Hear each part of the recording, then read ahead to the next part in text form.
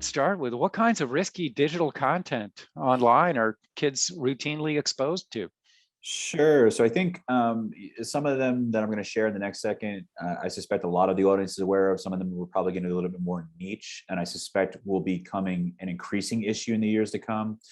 For instance, when I think about ones that probably people are readily familiar with to some extent already, are sexting, and that's not necessarily to categorize sexting as in a dichotomous good or bad way. I think it depends with a lot of human behavior. It's contents and consequences. For instance, when I'm thinking about Dr. Delmonico, who another just really amazing, really competent, able to break things down in a distilled way for lay people. He talks about sexting, and one of the books he's written in about whether it's experimental or aggressive.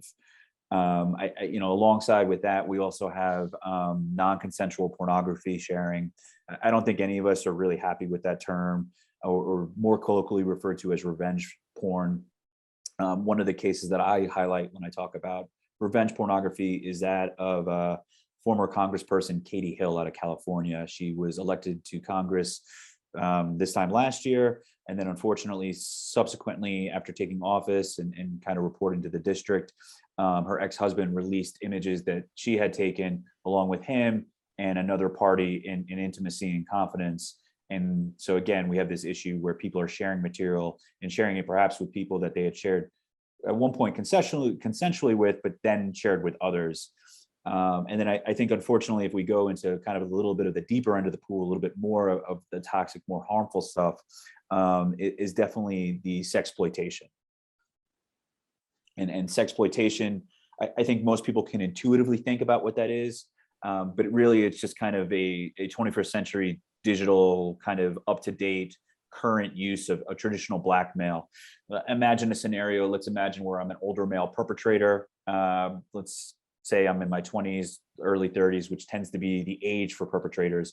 I maybe use a fake online persona, maybe something like catfishing, where I make contact with a younger adolescent female. That tends to be the victim in this case. I somehow cull images from her, intimate images. I then reveal who I am, and I hold those images over her head in such a way that if she doesn't comply with my wishes, doesn't produce more material, doesn't get perhaps nudes or salacious images from her peers, I then will disclose it. And there is some information from NCMEC as well as the Thorn Institute to suggest that is an unfortunate phenomenon on the rise. Yeah. And NCMEC is the National Center for Missing and Exploited Children. Yeah. So NCMEC, for those who probably aren't aware, they kind of serve as a clearinghouse, so to speak, in terms of monitoring child pornography here in the U.S. And I apologize. I still, David, and you can catch me on this, I still sometimes will revert and use the term child pornography, even though as a field and in society as a whole, we're moving towards CSEM, child sexual exploitative material or child sexual abuse images. Yeah. And, whereas some things might seem to be euphemisms in some ways, I've always thought child sexual exploitation materials we're finally putting a name to it. This is not to be confused with pornography. And by the way, I trust, maybe I'm getting off script, but there's a great article on the lived experiences of child pornography survivors by, I'm trying to remember her first name, Adaret, I think, Gewertz Maiden. Have you seen that by any chance? No, not yet, but I'd be curious. What were some of the bullet points?